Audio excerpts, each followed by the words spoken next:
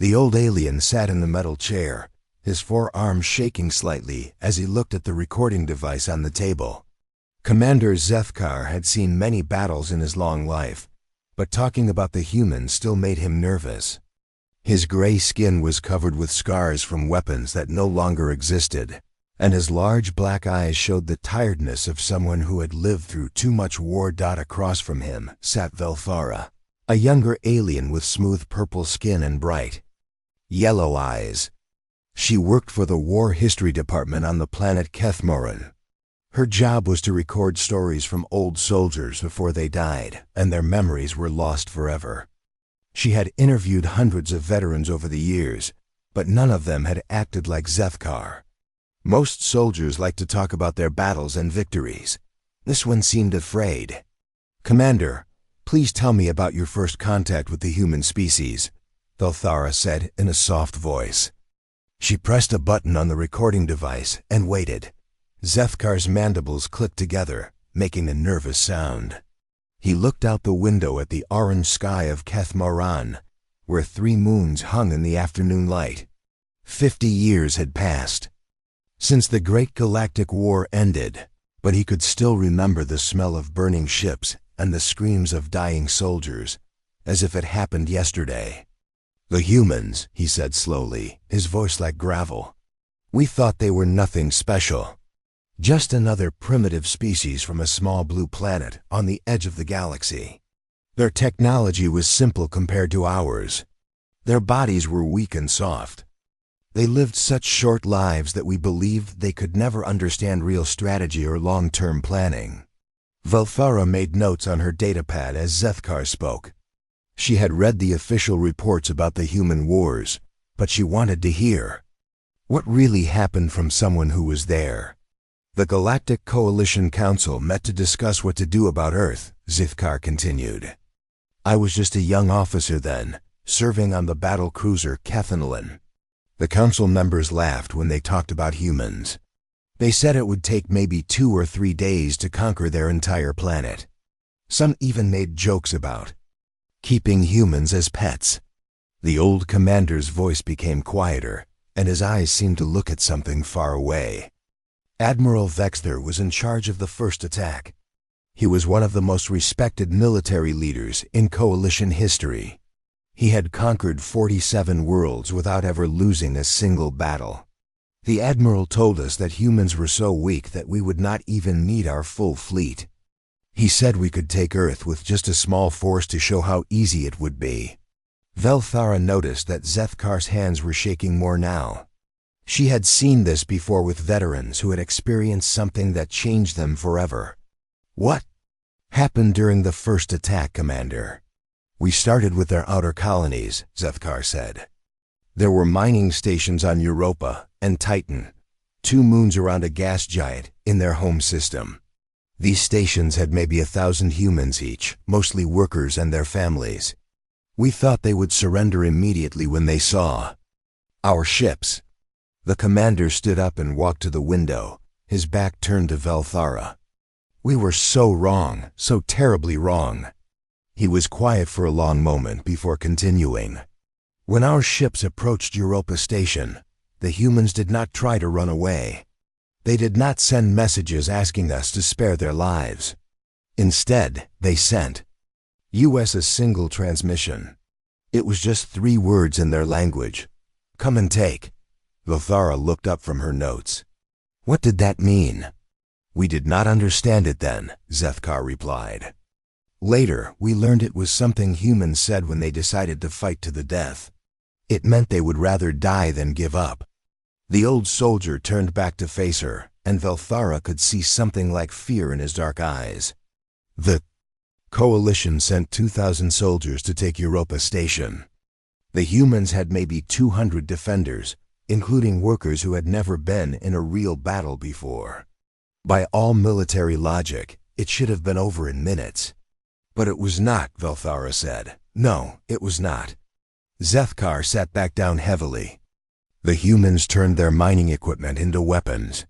They used industrial lasers to cut our soldiers in half. They filled the tunnels with poisonous gas from their mining operations. They even used their gravity generators to crush our troops against the walls.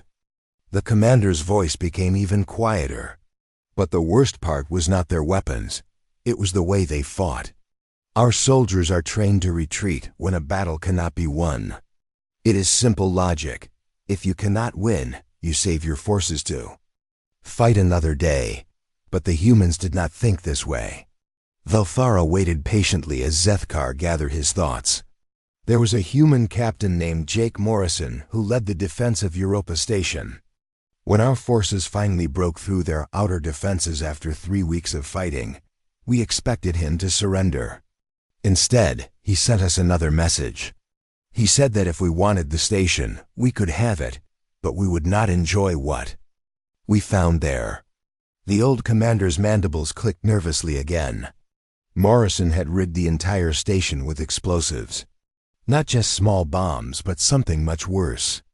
He had connected all the mining charges to the station's power core. When our soldiers reached the command center, Morrison was waiting for them. He was badly wounded and could barely stand, but he was smiling. Velthara felt a chill run through her body even though the room was warm. Morrison looked at our soldiers and said something in his language that our translators did not understand at first. Later, we learned what it meant. He said, "If you want to dance with the devil, you better learn the steps." Then he pressed the button. The room was silent except for the quiet humming of the recording device. The explosion destroyed not just Europa Station, but also 3 of our ships that were docked nearby. We lost over 200 soldiers in that one moment, including some of our best officers, but that was not the worst part. The worst part was that Morrison could have escaped. We found out later that the humans had evacuation pods ready. He chose to die just to kill as many of us as possible. Velthara realized. She had been holding her breath. How did the coalition react to this? Admiral Vexter was furious, Zethkar said. He could not understand why the humans would throw away their lives for a mining station that had no real strategic value. In coalition military thinking, you only fight to the death to protect something extremely important.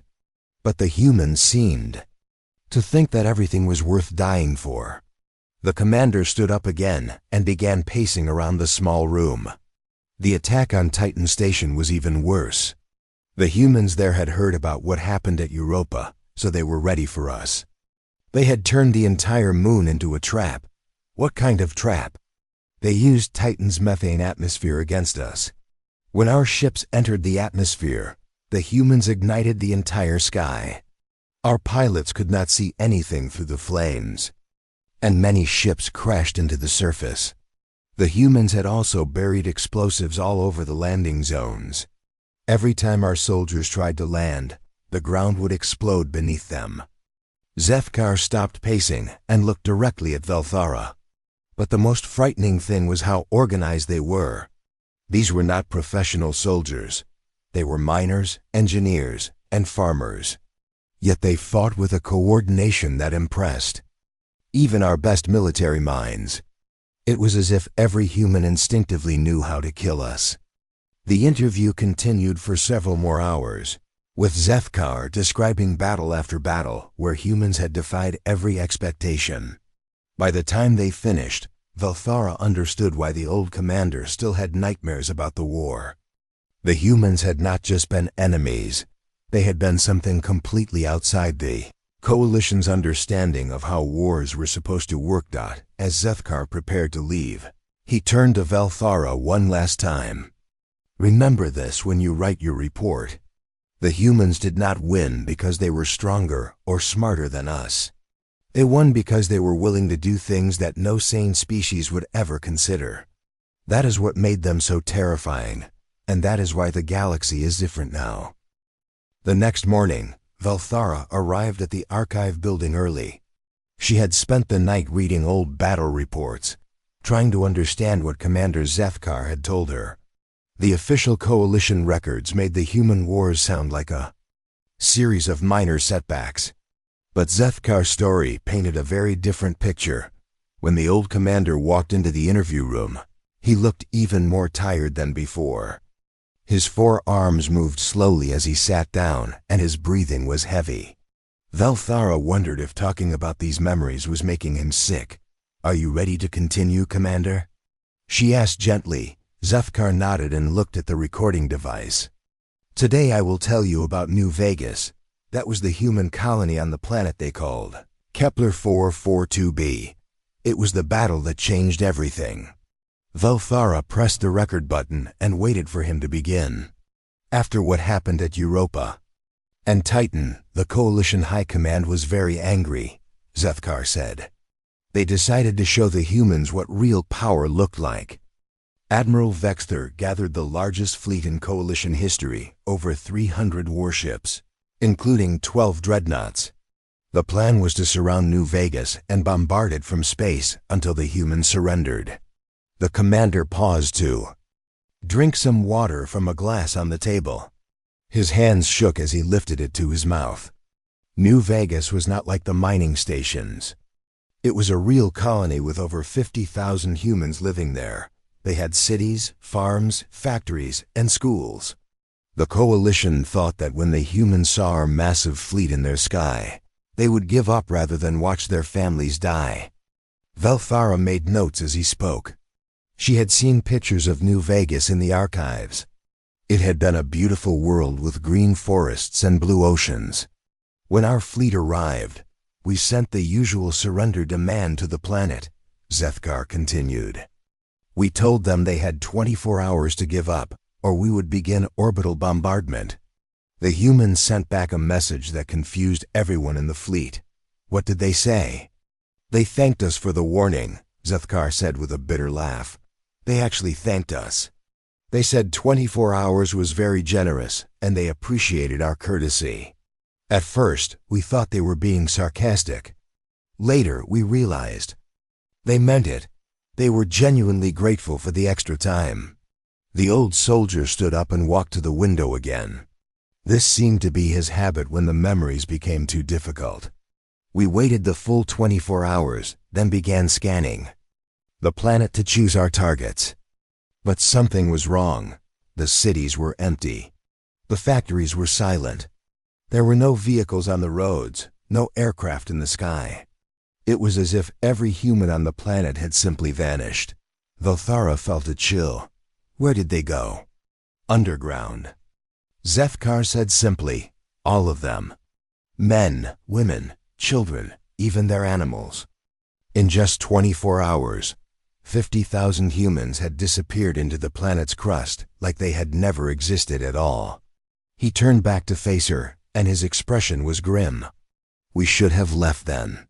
We should have realized that any species capable of moving an entire population underground in one day was not to be underestimated." But Admiral Vexter was proud. He ordered the ground invasion to begin. The commander sat back down and continued his story. "I was part of the first landing force. We came down in dropships, expecting to find hiding civilians and maybe a few soldiers. Instead, we found empty streets and silent buildings. The humans had left everything behind: their homes, their possessions, their entire civilization. But they had taken all their weapons and all their knowledge." Velthara realized she was leaning forward in her chair, caught up in the story. The first sign of trouble came when Lieutenant Koreksny's squad entered what looked like an abandoned school, Zethkar said. They were checking the building for hidden humans when the walls exploded. But these were not normal explosives. The humans had somehow turned the school's heating system into a bomb. Hot steam and metal fragments killed 8 soldiers instantly. The old commander's voice became quieter. "That was when we realized the humans had not just hidden underground. They had turned their entire planet into a weapon." He described how every building, every street, every piece of infrastructure had been booby-trapped. The humans had spent their 24 hours not just evacuating, but preparing thousands of deadly surprises for the invasion force. "The worst part was that we could not tell what was dangerous and what was safe," Zethkar continued. "A children's playground might explode when you stepped on it. A beautiful flower garden might release poisonous gas. Even the streetlights had been turned into weapons that could shoot laser beams. Velthara tried to imagine an entire planet turned into a trap. How did the humans coordinate all of this so quickly? That was the question that kept our military analysts awake at night, Zethkar replied. We later learned that it was organized by a human named Colonel Lisa Carter.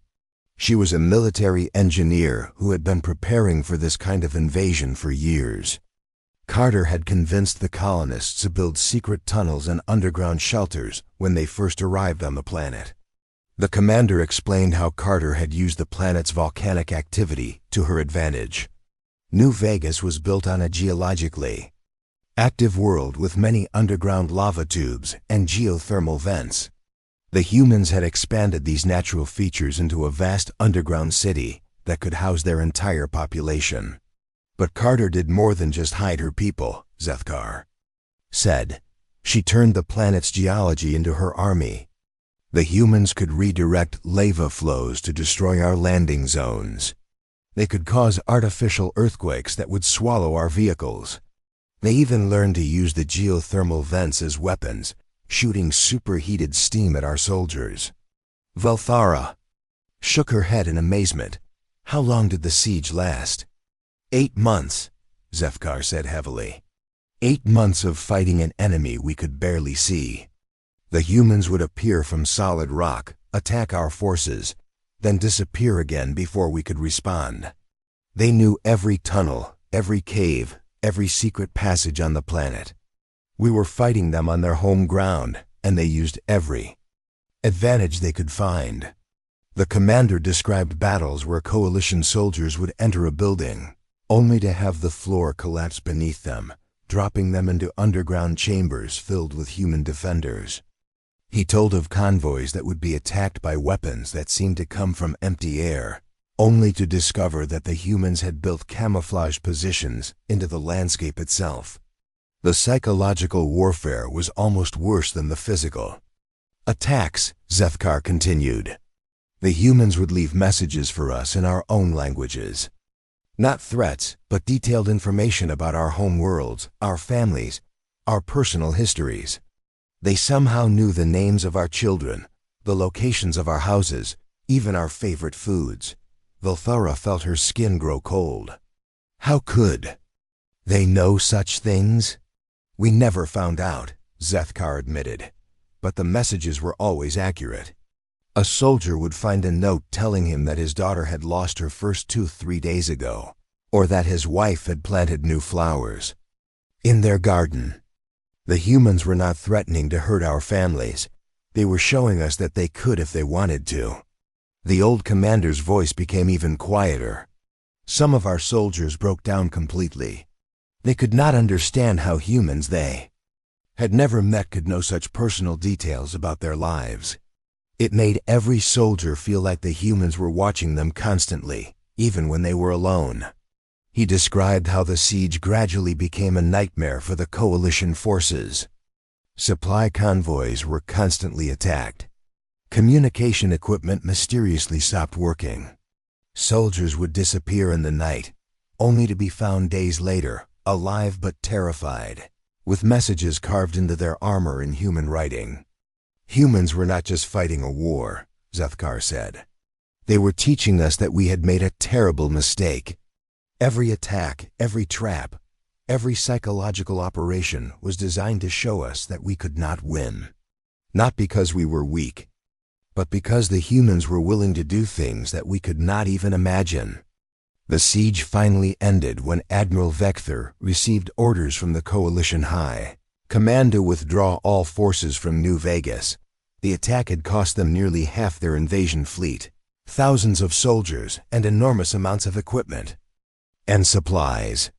But they had never even seen most of the human defenders. As our ships left orbit, the humans sent us one final message, Zethkar said. It was from Colonel Carter herself.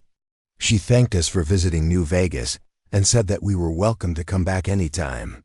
She also said that they had learned a lot from fighting us, and that they looked forward to sharing their new knowledge with other human colonies throughout the galaxy. Velthara realized that her hands were shaking as she wrote notes. What did that mean? It meant that everything we had taught them about warfare through our attack, they were going to teach to other humans, Zethkar explained.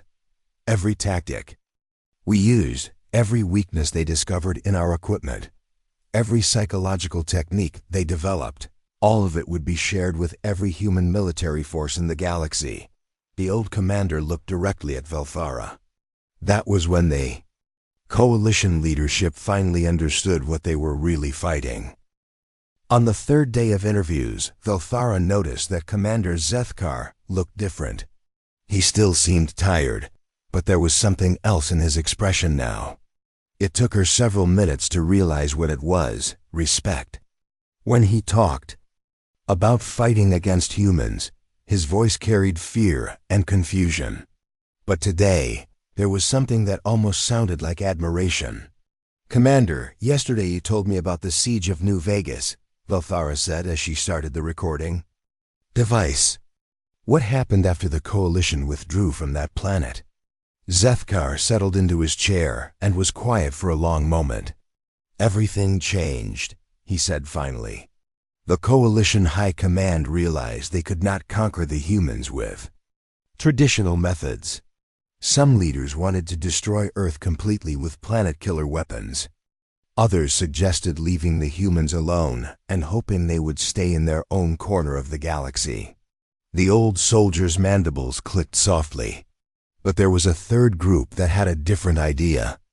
They were called the Rebellion, and they had been fighting against the Coalition Empire for many years. The Rebellion leaders had been watching the human wars very carefully, and they saw an opportunity. Velthara looked up from her notes. "What kind of opportunity?" "They wanted the humans as allies," Zethkar explained. "The Rebellion had been losing their war against the Empire for decades. They had good soldiers and strong beliefs, but they did not have enough ships or weapons to win. When they saw how effectively humans fought, they realized that human tactics could change everything." The commander stood up and walked to the window, as was his habit. "I was serving with the Rebellion forces by then. Many coalition soldiers had joined the Rebellion after seeing how badly the Empire had handled the human situation. We believed that the Empire's methods were wrong, and that there had to be a better way to govern the galaxy." He turned back to face Velthara. "I was chosen to be a liaison officer with the human military. My job was to help coordinate operations between Rebellion forces and human troops. I thought I understood what humans were capable of after fighting against them. I was wrong again." Velthara could hear excitement creeping into the old commander's voice, despite his obvious weariness. "The first human military unit one worked with was called the 5th Human Expeditionary Force," Zethkar continued. "They were commanded by General Roy Campbell, a human who had served in their planetary defense forces during the coalition attacks.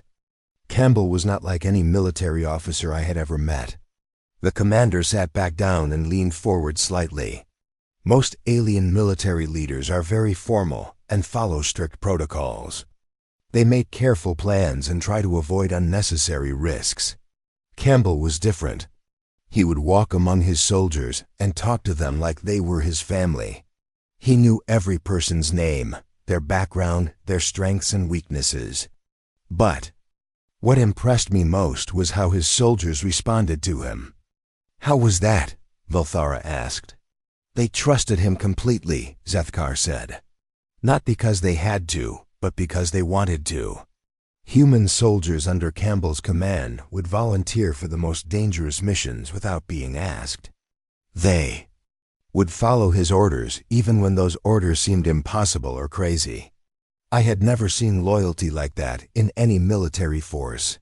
The old soldier's eyes seemed to focus on something far away as he remembered. "The first major battle I fought alongside humans was at Centauri Prime. The Empire had built a massive fortress there with over 300,000 soldiers defending it. The Rebellion had been trying to capture that fortress for 2 years. Without success." Velthara made notes as Zethkar described the battle. According to the official records she had read, Centauri Prime had been considered impregnable. General Campbell studied the fortress for 3 days, then called a meeting with all the rebellion commanders, Zethkar continued. He said that traditional siege tactics would not work because the Empire could bring in reinforcements faster than we could break through their defenses. Instead, he proposed something that sounded like suicide. The commander paused to drink some water before continuing. Campbell wanted to send small teams of human soldiers directly into the fortress through the main gates. Not as spies or saboteurs, but as open attackers. The rebellion commanders thought he had lost his mind. How could that possibly work? Velthara asked. That was exactly what we asked him, Zethkar replied. Campbell smiled and said that humans had a different approach to impossible situations. He said they would use what he called aggressive negotiation. The old soldier's mandibles clicked in. What Velthara had learned was his version of laughter. I had no idea what that meant until I saw it in action. Campbell chose 12 human soldiers for the mission, led by a sergeant named Amy Rodriguez. Rodriguez was a small human female who looked like she could barely carry her own weapon. But when she spoke, even the largest soldiers listened carefully. Zethkar described how Rodriguez's team approached the fortress gates in broad daylight, carrying weapons but not trying to hide. The Empire guards were so confused by this approach that they did not know how to respond. Rodriguez walked right up to the gate commander and asked to speak with the fortress leader, Zethkar continued. When the commander refused, Rodriguez explained that she was there to offer the garrison a chance to surrender peacefully. The Empire soldiers started laughing because 12 humans were trying to capture a fortress defended by thousands. The old commander's expression became serious again. But Rodriguez was not making a joke. She calmly explained to the gate commander that human forces had surrounded the fortress completely. She said that no reinforcements would be coming, and that the fortress could be taken by force, but that many soldiers on both sides would die unnecessarily. Velthara realized she was holding her breath as she listened to the story. The gate commander told Rodriguez that she was crazy and ordered his soldiers to arrest the human team, Zethkar continued. That was when Rodriguez demonstrated what aggressive negotiation really meant. The commander stood up again and began pacing around the room. Rodriguez and her team had not come to the fortress alone. While they were talking to the gate commander, other human soldiers had been moving into position all around the fortress, but these were not normal assault positions. What do you mean? The humans had gotten close enough to place explosive charges on the fortress walls, but they had not detonated them, Zethkar explained. Instead, they used the explosives to send a message. Rodriguez had a small device that could trigger the charges remotely. When the gate commander tried to arrest her team, she pressed the button. The old soldier stopped pacing and looked directly at Velthara. The explosions did not destroy the walls. They were carefully placed to spell out words in the Empire's official language. The message said, "We could have killed you all, but we chose not to. Surrender now and live."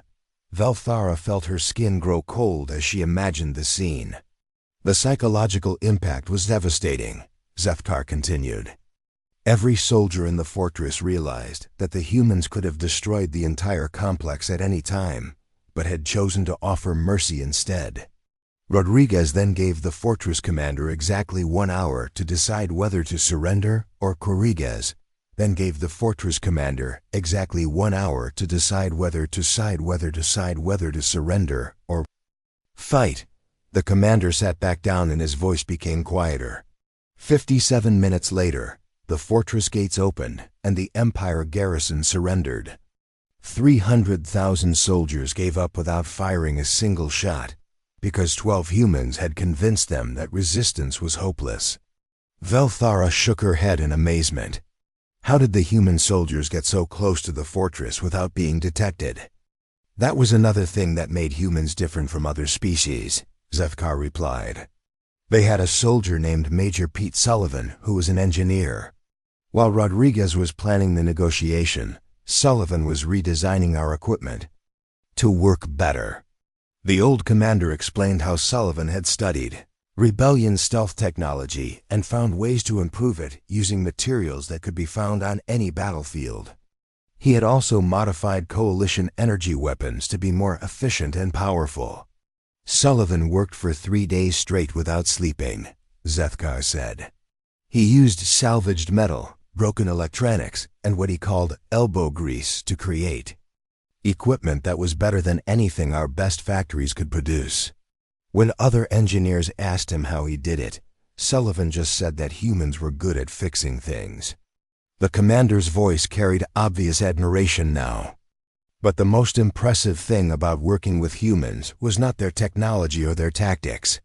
It was their attitude toward death and sacrifice. Velthara looked up from her notes. What do you mean? Most species fight wars to survive. Zethkar explained.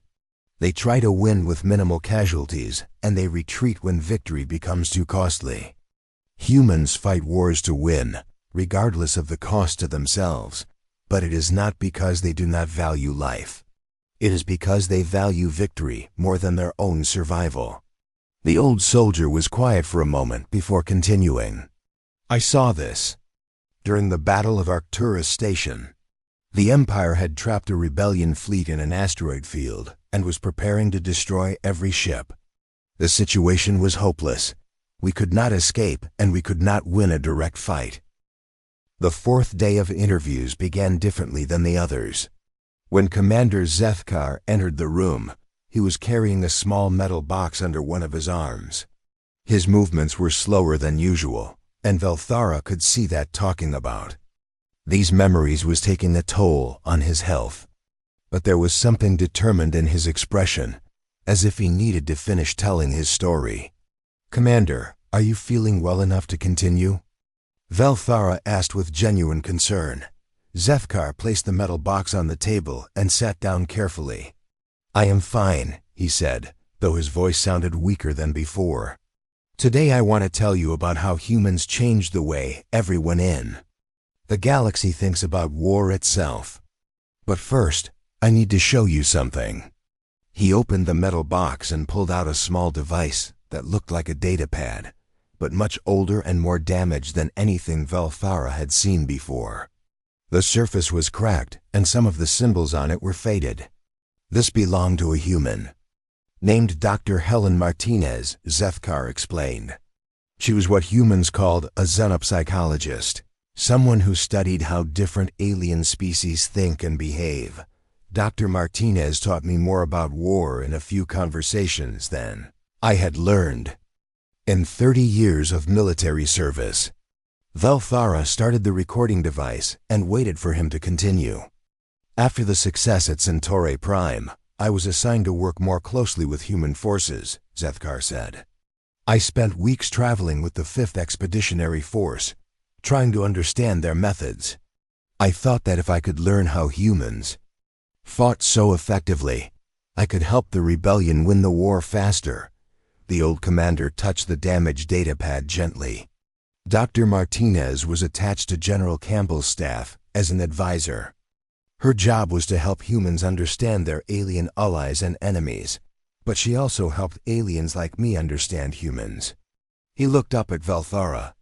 I asked Dr. Martinez why humans were so different from other species in battle. She said that most aliens fight wars the same way they solve other problems. They try to find the most efficient solution with the least cost. But humans approach war as something much bigger than just a military problem. Velthara made notes as Zethkar explained Dr. Martinez's theories about human warfare. Dr. Martinez told me that humans have a concept called total war, the commander continued. This means that when humans decide to fight, they do not just commit their soldiers and weapons. They commit their entire civilization, their factories, their scientists, their artists, their children, even their dreams for the future. The old soldier's mandibles clicked thoughtfully. She said that other species see war as a contest between armies, but humans see it as a contest between ways of life. That is why they fight so desperately and why they are willing to sacrifice so much. Zethkar activated the damaged data pad, and a holographic display appeared above it, showing what looked like battle plans and psychological profiles. Dr. Martinez showed me how humans study their enemies differently than other species, he continued. Most aliens focus on military capabilities. How many ships? How many soldiers? What kind of weapons? Humans study those things too, but they also study culture, history, beliefs, and emotions. Velthara leaned forward to get a better look at the holographic display. What did they learn about the Empire forces? Everything, Zethkar replied. Simply, the humans had detailed profiles of every major Empire species. They knew how each culture made decisions, what they feared most, what they valued most, and how they responded to different kinds of pressure. The commander pointed to one section of the display that showed complex charts and graphs. This data helped humans develop what Dr. Martinez called asymmetric psychological warfare. Instead of just trying to defeat Empire soldiers in battle, humans tried to make them not want to fight at all. He described how Captain Ben Walker, the same human who had sacrificed himself at Arcturus Station, had also created a psychological operations program that was unlike anything the galaxy had ever seen. Captain Walker understood that most Empire soldiers were not evil, Zethkar explained. They were just following orders from leaders who told them that the Empire was bringing peace and order to the galaxy. Walker's team created broadcasts that were sent to Empire forces throughout the war zone. The old commander's voice became excited as he remembered. These were not propaganda messages trying to convince Empire soldiers that the rebellion was right. Instead, they were messages of hope. Walker's broadcast told Empire soldiers about the kind of galaxy that could exist after the war, a place where different species could work together as equals instead of as conquerors and conquered. Velthara could see why this approach would be effective. Most wartime propaganda tried to make the enemy seem evil or threatening. The human approach seemed to be the opposite. The broadcasts included real stories from rebellion worlds where different species lived and worked together peacefully, Zethkar continued. They showed Empire soldiers that there was an alternative to the Empire's way of governing. Most importantly, they promised that any Empire soldier who stopped fighting would be welcomed as a friend rather than punished as an enemy. The commander touched the datapad again, and the display changed to show statistics about defections from Empire forces. The results were remarkable, he said. Thousands of Empire soldiers began surrendering or simply refusing to fight. Many of them joined the rebellion forces. But the most important effect was on the soldiers who stayed with the Empire. They began to question their orders and fight less aggressively. Zethkar explained how this psychological approach was combined with military tactics that were designed to reinforce the message that humans offered a better alternative to Empire rule. The turning point came during the Battle of Arcturus, the old commander said. But it was not Captain Walker's sacrifice that changed everything. It was what happened before he died. Velthara looked up from her notes, confused. What do you mean? Walker's suicide attack was successful because he had spent weeks preparing the battlefield in a way that no other species would have considered, Zethkar explained. Instead of trying to win the battle through superior firepower, Walker had convinced the human leadership to implement what he called a scorched earth protocol. The commander stood up and walked to the window, looking out at the alien landscape. When it became clear that the rebellion fleet might be captured or destroyed at Arcturus, the humans made a decision that shocked everyone, including their own allies. He turned back to face Velthara. They began systematically destroying everything of value in the system. Not just military targets, but factories, mining facilities, fuel depots, even agricultural stations. The humans were making sure that if the Empire won the battle, they would gain nothing from their victory. Velthara felt a chill as she realized the implications. They destroyed their own resources. Everything, Zethkar confirmed. The humans had calculated that the Empire's strategy depended on capturing resources from conquered systems to fuel their expansion. By denying them those resources, humans were making conquest pointless. The old soldier sat back down and his voice became quieter, but the most shocking part was how the humans treated Empire prisoners during this process. Instead of simply killing captured soldiers or holding them in prison camps, humans began what Dr. Martinez called cultural conversion. He explained how human psychologists and sociologists would spend time with Empire prisoners, not trying to extract military information, but learning about their cultures and personal backgrounds. The humans studied each prisoner carefully, Zethkar said. They learned about their home worlds, their families, their beliefs, and their fears. Then they showed these soldiers examples of how their own species could live better lives under rebellion governance. The commander touched the datapad again, and the display showed what looked like educational materials and cultural exchange programs. Many Empire prisoners were from species that had been conquered by the Empire generations ago, he continued. They had never known any way of life except serving Empire interests. The humans showed them historical records of what their civilizations had been like before the Empire took control. Velthara began to understand the psychological impact this would have. They were showing the prisoners what they had lost. Exactly, Zethkar said. But more than that, humans were showing them what they could have again. When these prisoners were eventually returned to Empire forces through prisoner exchanges, they carried with them knowledge of alternatives to Empire rule. The old commander's expression became thoughtful. Dr. Martinez explained to me that this was the most dangerous weapon humans possessed. It was not their technology or their tactics, or even their willingness to sacrifice themselves. It was their ability to make other beings want to change the way they lived. He described how returning Empire prisoners began to spread stories throughout the Empire military about the possibility of a different kind of galaxy. These stories were more effective than any military victory because they attacked the Empire's greatest weakness, the fact that most of their soldiers were only fighting because they had never imagined any other way to live. The psychological warfare reached its peak during the final months of the war, Zethkar continued. On the fifth and final day of interviews, Commander Zethkar arrived looking older than ever. His forearms moved stiffly, and he breathed heavily as he settled into his chair. But there was something different in his expression, a kind of peace that had not been there before. Velthara realized that telling his story had been important to him, perhaps more important than she had understood. Commander, today we will discuss the end of the war, Velthara said gently as she activated the recording device. How did it finally come to an end?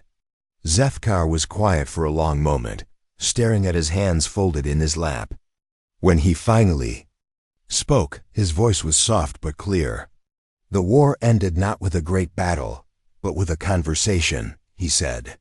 The Empire High Command requested a meeting with human leadership to discuss surrender terms. This surprised everyone, including the humans themselves. The Empire still had millions of soldiers and thousands of ships. They could have continued fighting for years. The old commander looked up at Velthara. But the Empire leaders had finally understood what they were really fighting against. They were not fighting human armies or human technology. They were fighting human ideas, and those ideas were spreading faster than they could contain them. Velthara made notes as Zethkar described. The peace negotiations that took place on a neutral space station orbiting a distant star. The human representative was Ambassador Claire Thompson, a woman who had previously worked as a teacher on Earth before the war began. Ambassador Thompson was not what the Empire leaders expected, Zethkar continued. They thought the humans would send a military commander or a politician. Instead, they sent someone whose job had been to help young beings learn and grow. This choice itself was a message about what kind of galaxy the humans wanted to create. The commander explained how the peace talks had lasted for 6 weeks, not because the terms were complicated, but because Ambassador Thompson insisted on understanding each Empire species' concerns and needs before agreeing to anything. The Empire negotiators came to the talks expecting to discuss military surrenders and territorial divisions, Zethkar said. But Ambassador Thompson wanted to talk about education, trade, cultural exchange, and how different species could work together. She treated the peace negotiations like she was designing a school curriculum for the entire galaxy. Velthara could see admiration in the old soldier's expression as he remembered. Ambassador Thompson had studied the history and culture of every species in the Empire, he continued. She knew their art, their literature, their philosophical traditions, and their greatest achievements. During the negotiations, she would often reference something beautiful or meaningful from an Empire species past, showing that humans valued what made each culture unique. The commander stood up and walked to the window, looking out at the 3 moons of Keth Morin hanging in the afternoon sky. The most remarkable moment came when the Empire's chief negotiator, Admiral Vex Marin, asked Ambassador Thompson what the humans wanted as payment for their victory, Zethkar said. The Admiral expected demands for territory, resources, or tribute. Instead, Ambassador Thompson said that humans wanted only one thing: the opportunity to learn from other species and to share what they had learned. Velthara looked up from her notes, surprised. That was all they wanted. That was what shocked the Empire delegation too, Zethkar replied. Ambassador Thompson explained that humans believed the galaxy would be stronger if every species could contribute their best ideas and abilities to solving common problems. She said that war happened when beings stopped learning from each other and started fearing each other instead. The old commander returned to his chair and continued his story. The peace treaty that emerged from those negotiations was unlike anything in galactic history. Instead of punishing the Empire species, it created a new form of government based on cooperation rather than conquest.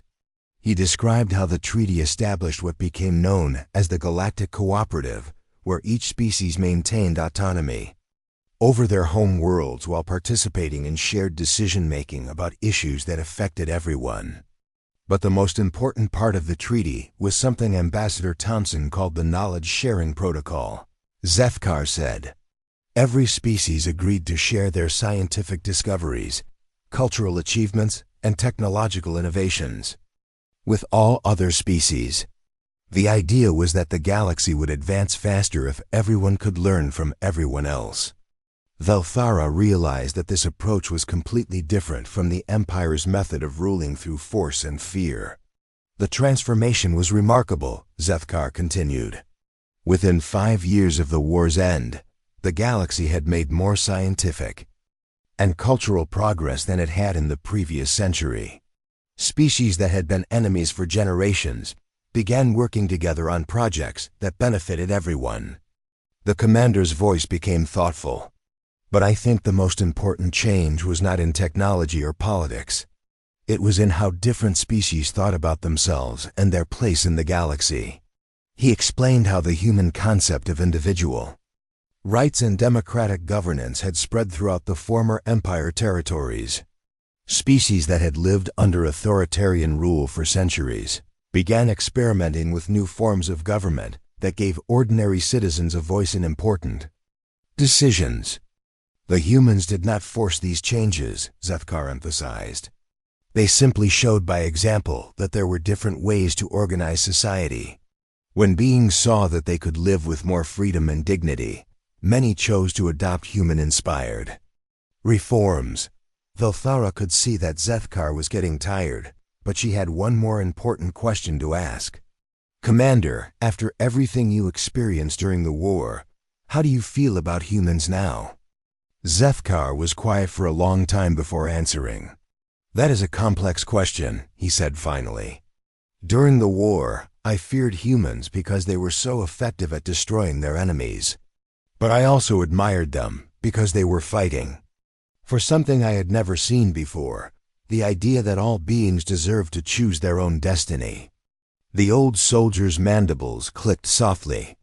What I learned from working with humans is that they have a unique gift, the ability to see potential in others that those beings might not see in themselves. Dr. Martinez once told me that humans believe every species has something valuable to contribute to the galaxy. They just need the opportunity and encouragement to discover what that is. He looked directly at Velthara. But there is something about humans that still concerns me, even after 50 years of peace. What is that? Their power, Zethkar said simply. Humans have shown that they can inspire other beings to change the way they think and live. They can turn enemies into allies, transform entire civilizations, and reshape the galaxy according to their vision. That is an incredible responsibility. The commander's expression became serious. What worries me is not what humans have done with that power, but what they might do if they ever lose sight of their moral principles. The same abilities that made them such effective allies could make them the most dangerous conquerors the galaxy has ever seen. Velthara felt a chill as she considered the implications. During the war, humans chose to fight for freedom rather than domination, Zethkar continued. After the war, they chose to build rather than rule. But those were choices, not inevitabilities. Future generations of humans will face the same choices, and they might not make the same decisions. The old commander stood up slowly and prepared to leave. That is why I agreed to give you these interviews, he said. Future beings need to understand both the promise and the danger that humans represent. They need to know that humans are capable of incredible good, but also that this capability comes with incredible responsibility. He walked toward the door, then stopped and turned back to Velthara one final time. The humans saved the galaxy from the Empire, and they created a better way for different species to live together, Zethkar said quietly. But the galaxy's safety depends on humans continuing to choose cooperation over conquest, service over domination, and hope over fear. His voice became even softer. I have lived long enough to see humans at their best and their worst. At their best, they are the galaxy's greatest protectors and teachers. At their worst, they would be its most terrible destroyers. The difference between those two possibilities lies in the choices that humans make every single day. Zethkar opened the door and paused in the doorway. Remember that when you write your report, he said. The story of the human wars is not just about the past. It is also a warning about the future. The galaxy is safer with humans as guardians rather than conquerors, but that safety is not guaranteed. It must be earned anew by each generation. After the old commander left, Velthara sat alone in the quiet room for a long time. She looked at her notes and recordings, knowing that she now possessed one of the most important historical documents in galactic archives. But more than that, she understood that Zethkar had given her a responsibility. She thought about the humans she had met during her life, scientists, artists, teachers, and ordinary citizens who seemed to embody the principles that Zethkar had described. They were beings who chose to build rather than destroy, to include rather than exclude, to hope rather than fear.